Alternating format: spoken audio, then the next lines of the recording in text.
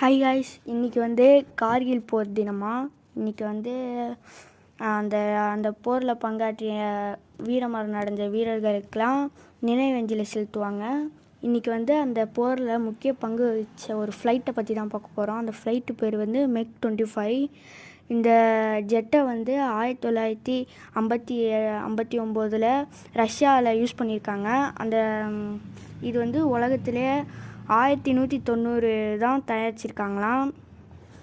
இதை எத்தனை வருஷம் தயாரிச்சிருக்காங்கன்னா 1970 1984 வரை தயாரிச்சிருக்காங்க.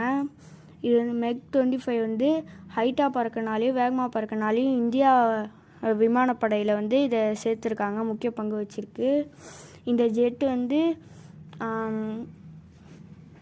ஜெட்டு ரொம்ப ஹைட்டாக பறந்தாலும் அங்கேருந்து கீழே இருக்கிற டார்கெட்டை துல்லியமாக பார்க்குறதும் நல்லா வேவ் பார்க்குறதும் ஹைட்டாகவும் நல்லா போகிறனாலையும் இதை இந்தியா இதில் யூஸ் பண்ணியிருக்காங்க.